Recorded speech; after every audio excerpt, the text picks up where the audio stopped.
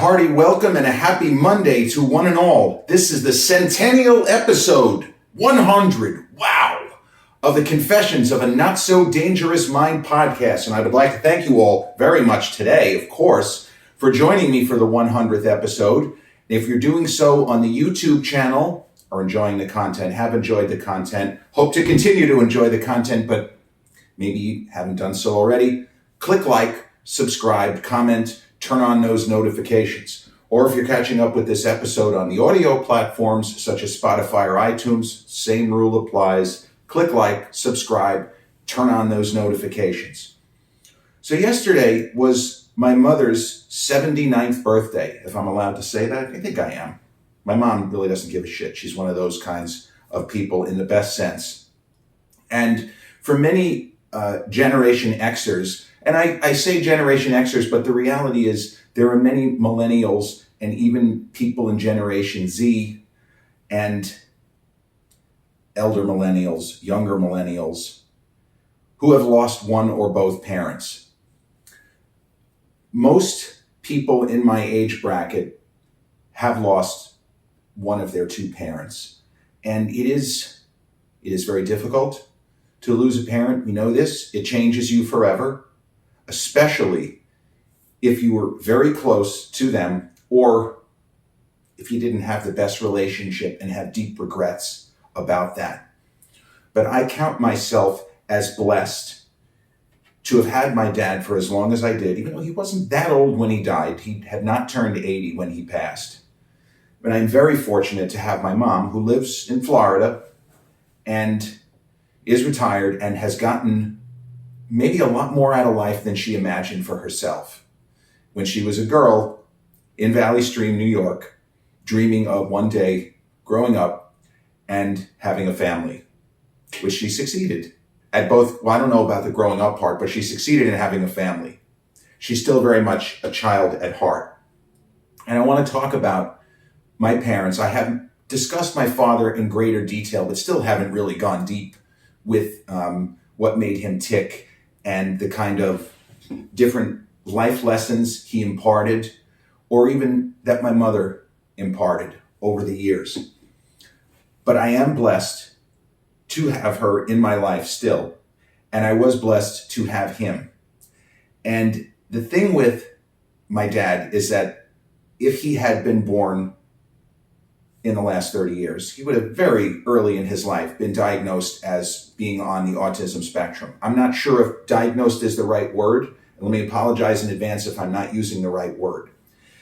But as I would have as well. He was a kind of kid who they used to say, well, he's awkward. He's shy. He keeps to himself. Is he stupid? No, he's not stupid. He's very competent. He's just awkward and shy and keeps to himself. Now, my mom was a people person as a younger kid growing up in Valley Stream. And there are even pictures of her as a girl interacting with numerous friends, many of whom she's still friends with to this day, which you always love to see. But I want to, rather than go into heavy stuff, I want to get into the fact that despite my parents, my sister and I, our parents, splitting when I was 13 and Jessica was 4, memories of growing up, and this is something that I'm grateful for so many things, and I talked about this on the channel, and people who know me from Bev's Gym or just from life, I am one of the luckiest, if not the luckiest person who will ever cross your orbit. In so many different ways. But one way in particular is that there was love in the household in which I grew up. Whatever issues our parents had, there was so much laughter. And I remember days and nights of almost endless laughter. And my father, as a neurodivergent individual, as somebody who was known to be, Cone's really serious. He was called Cone before anybody called me Cone. Endless laughter. And practical jokes my parents would team up on to gently send their son's way because I was a kid who was pretty serious. I was somebody who needed jokes, who needed laughter, who needed to not stress so much. Very difficult, easier said than done. I want to talk about the first story that I want to share with you. Happened when I was either 7 or 8, so we can do the math. This is probably in the early days of the Ronald Reagan administration. In the words of Christopher Lloyd in Back to the Future, "Okay, future boy, who's president of the United States in 1985? Ronald Reagan. Ronald Reagan, the actor? Yes, that Ronald Reagan, as if there's another Ronald Reagan. We were at the dinner table, the kitchen table, basically. The old house in Massapequa. St. Mark's Place. I won't give out the number just in case someone's listening. Woo. But it was 2 blocks directly south of a pair of landmarks, one of which has been reformatted, and the other is still there. All American, the iconic mom and pop hamburger, French fry, hot dog, shake, soda establishment, which has been featured on a lot of different television programs, including by Guy Fieri, the Diners, Drive-Ins program that he had, roadside attractions, and there was a Carvel. That parking lot was 2 blocks away from where I grew up, just to give the Long Islanders a little geographical perspective here. We're at the table, we're having dinner, don't know if the Yankee game was on. You know, thought it was a great thing we had a TV in the kitchen. Oh my God, we have a TV in the kitchen. Well, until the early 1980s, not that many people actually had a TV in the kitchen. We had a TV in the kitchen. But usually it wouldn't be turned on. Wanted to, chit-chat. So this one particular night, I don't know what the genesis of this was. Maybe I seemed depressed, or I seemed sad or aggravated, whatever it was. But my parents had to have gotten together. And bear in mind, to me, these were people who were very old. 1 foot in the grave. Yeah, my parents are really old. They're both in their 30s at the time of this particular story. This is what happens when you start to actually accrue certain years and experiences where you realize that your parents are nowhere near as old as you imagined them. The ages don't mean the same thing. Saying the phrase, "my mom is 36," when you're a 6-year-old boy or 7, wow, your mom's really old. No, my mom was not really old. My mom was a kid. She just happened to have me. She was in her 20s when I was born. We were sitting at the table. And my dad, out of nowhere, apropos of nothing, goes, "Jerry, you want to hear a joke?" Yeah, Dad, yeah. And I get excited. My mom starts laughing. He hasn't told the joke, and she's already laughing, which would indicate, now, I'm 6, maybe I'm 7.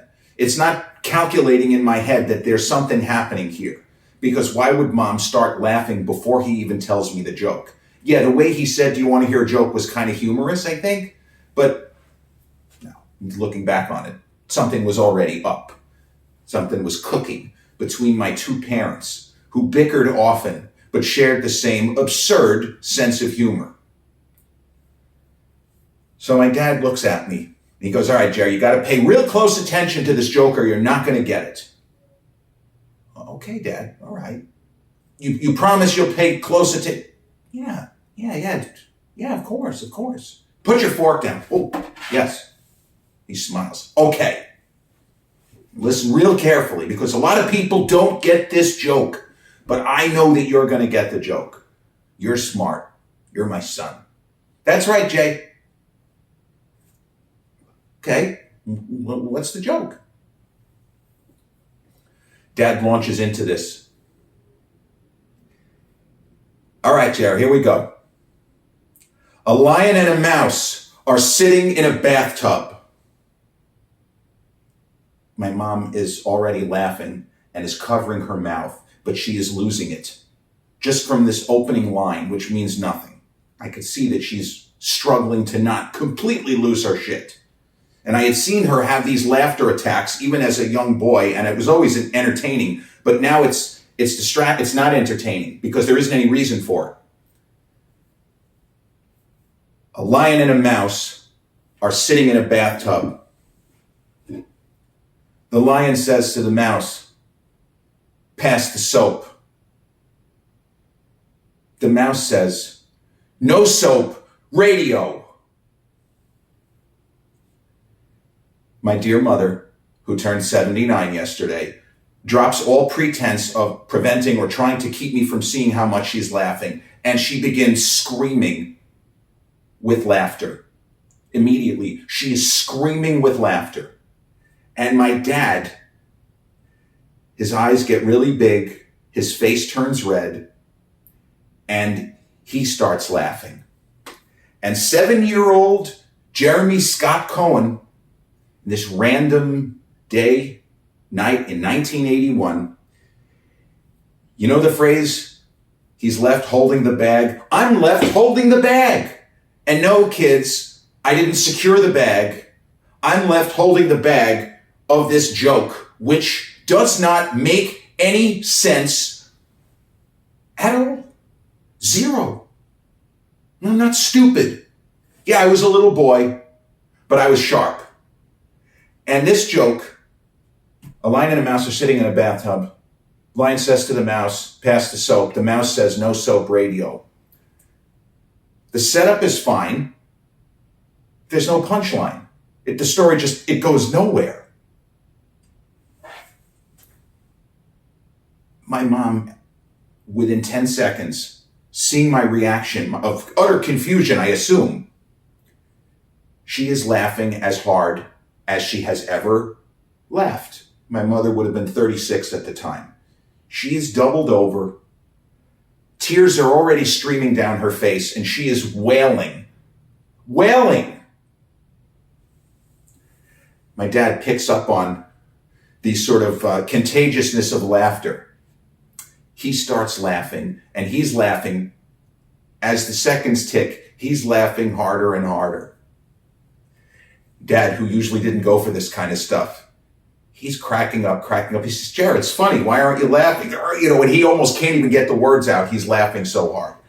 So the more confused I appear, the more agitated I seem. I'm just playing right into their hands. They're laughing harder and harder. And I'm saying, "Well, but I don't get the joke. It's not funny. What's the trick? No soap, radio." And then I say the phrase "no soap, radio," and my mother goes off the chair onto the floor from laughing so hard. Like she can't even keep herself on the chair. Me saying the phrase "no soap, radio," now she's on the floor. And my dad now is laughing hard enough where he's starting to tear up. He's like crying. So these two knuckleheads, my parents, my wonderful, amazing, ingenious parents, are dying laughing. And it's sort of like a multiplier accelerator in reverse. The more aggravated I get, the harder they laugh. But if you want to say I stick to my guns, yeah, I stick to my guns. It's not funny. It's not a joke. You told me this was a joke. There's nothing going on here. I'm getting more and more frustrated. I don't get it.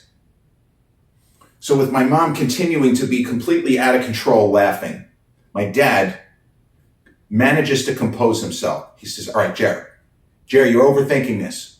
This is something that I used to get when I was a kid. "You're overthinking it, Cone. Jeremy, you're overthinking this." Teachers never called me Cone, sometimes Mr. Cone, even at a young age. "You're overthinking this, Mr. Cone. It's not that complicated. You're overthinking this, Jerry.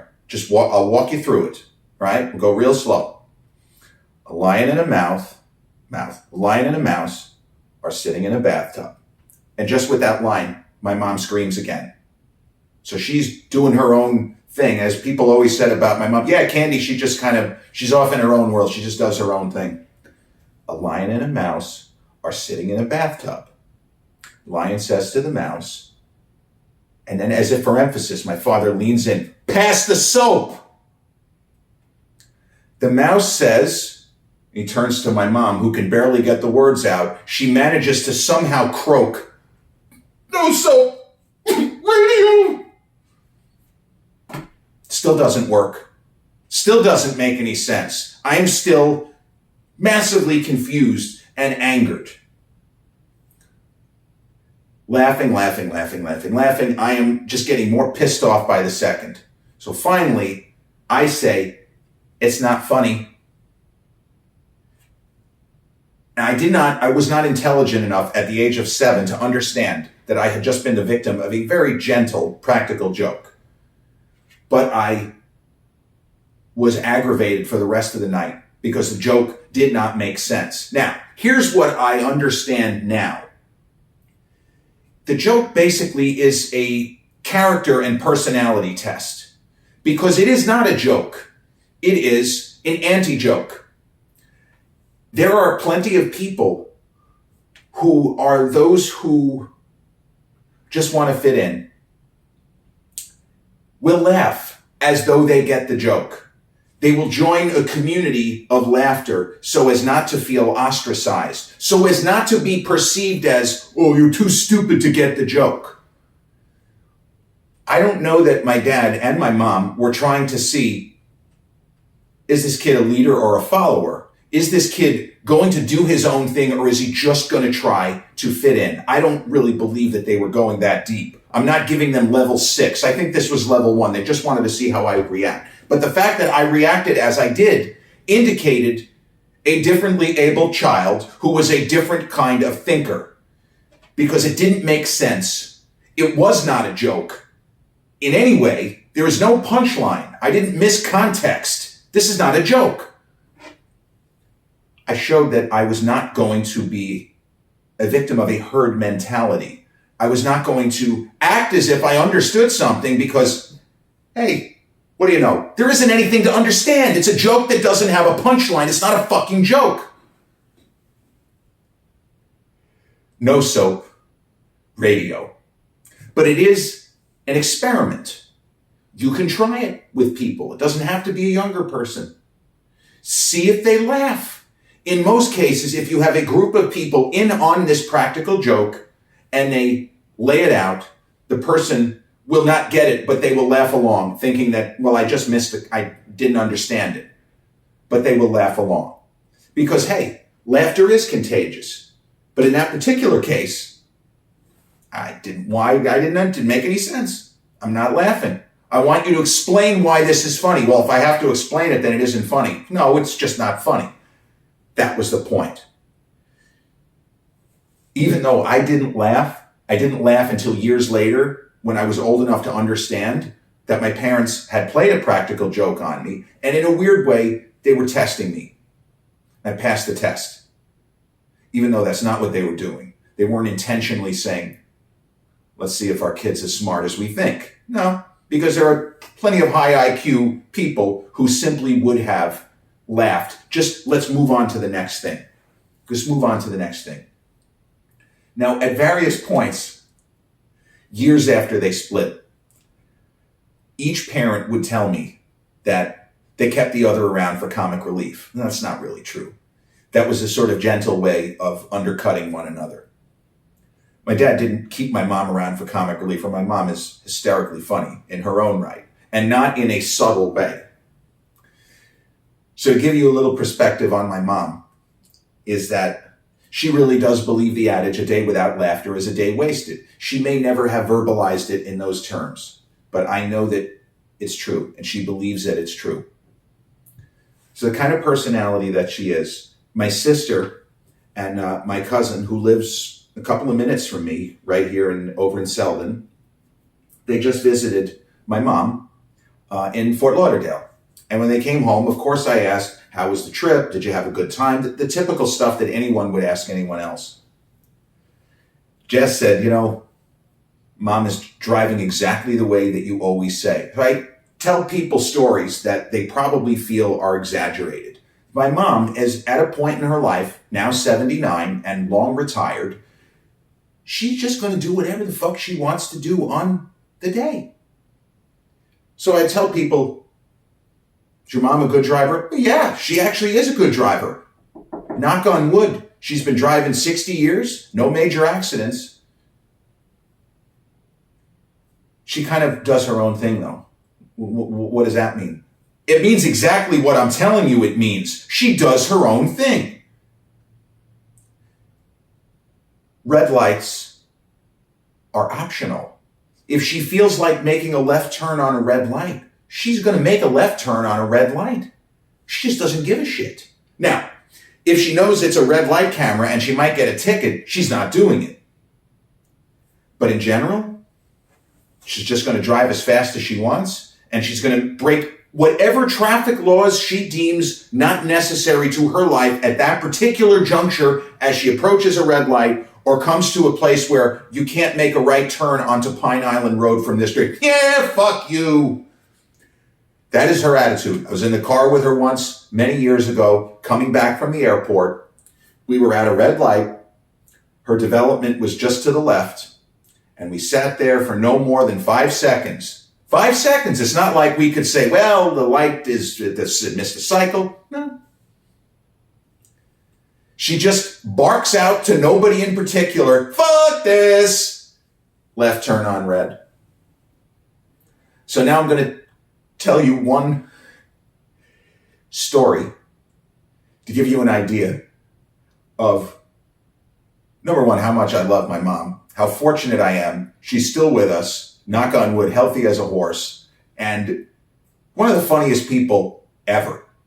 People wondered where my sister got her knack for stand-up comic and being comedic in stage productions as she was in high school and college and even afterwards. Off-Broadway, off-Broadway. She starred in an independent film a number of years ago. But our mom is very funny. Often when she wants to be, just like the story of No Soap Radio, and other times just because her view on life, I think, is pretty fucking funny.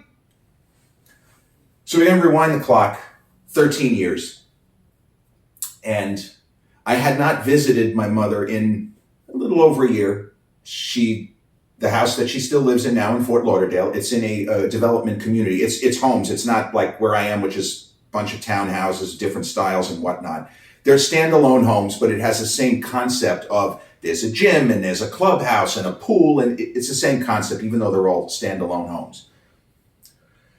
So I was bringing a young lady with me who was very important. I'm not going to say who, but most of you will be able to figure out who I'm talking about. And people who don't know me could always ask. But it was my first time. I was already 37.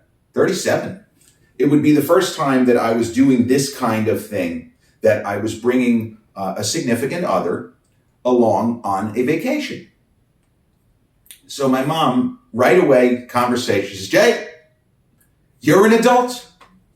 How old are you now? 35? Mom, you know damn well I'm 37. Yeah. I know how old you are. But you're an adult, and she's an adult, and you have a room to yourselves, and it's okay. She doesn't have to sleep on the couch. We don't have to make believe that you're not both adults. Don't worry about it. But I have to tell you one thing. I got to tell you one thing. You haven't slept on this bed. It's on like a roller. The frame is a little bit off, and the bed kind of moves around a lot. Mom, what do you mean the bed kind of? But the bed moves around a lot. It's not stable. I'm asking you, please. I don't give a shit what you do. Do not break that bed. Now, even as an adult, a 37-year-old adult, hearing my mom say the phrase, do not break that bed, the implications are all over the place. We all know what she really means here. Yeah, there's no hidden meanings or hidden agendas. She's just laying out for me, don't break that bed. Be careful. Whatever it is you two consenting adults are going to do, don't break my fucking bed. Please. All right, so I filed that away, and it did not get brought up in the ensuing 3 weeks before we actually flew to good old sunny Florida in May of 2011. We land, Mom picks us up and smooches, and she knew The young lady I was with a little bit, can't say they knew each other well. They had met under unfortunate circumstances, actually. But so we're all in the car, and we are approaching where my mother lives, where she famously made the left turn on a red light, and didn't do that this time. But my significant other had not been subjected to, or had not gotten the amazing experience of witnessing my mom's ribald, cockeyed, corkscrew sense of humor in person. So we're at a stoplight, and a couple walks across in front of the car. And I remember thinking to myself, man, that guy is not a particularly attractive guy. Guy was in his mid-30s. He really didn't look that well. The woman that he was walking with, I thought, was very attractive. And both of my companions in the car, my SO and my mom, clearly were thinking the same thing. Nobody mentioned that they didn't think this was that attractive of a guy. But my mom, apropos of nothing, once again, barks out loud to no one in particular, "Huh, that guy must have a lump in his sock." Well, needless to say, laughter ensued, because we knew exactly what dear mother was saying. This guy is very weird looking, but he's probably got it where it counts. Otherwise, why would this even happen? So we're laughing. We get back to my mother's development, and my companion, lovely young lady, we go to the guest room, and the now already iconic, infamous bed that moves around a lot. The box spring, it wasn't a box spring, it was some kind of rolling pin. I don't even know what the hell it is, but yeah, you go like this and it's moving back and forth. So I had told her, yeah, Mom, we got to be real careful with this bed. Oh, okay. So as she's getting her stuff together and we're excited, we're going to be, going to the mall, whatever it was we were going to be doing right away, jump right in. So we had an early morning flight. My mom calls me to the front. "Jay, I'm going out to Publix. I'm going to get some fruit and some of the protein bars that you were asking me to buy, and maybe some snacks for the two of you, okay?" "Yeah, okay, Mom. See you a little bit. Jay, I got to tell you something. Come up to the door." Okay. Make my way to the front door, Mom's house. And my mother, who was, what was she, 65 at the time? 66. She does one of these. She's looking to see if the young lady can hear is in the area. I said, "Mom, what's going on?"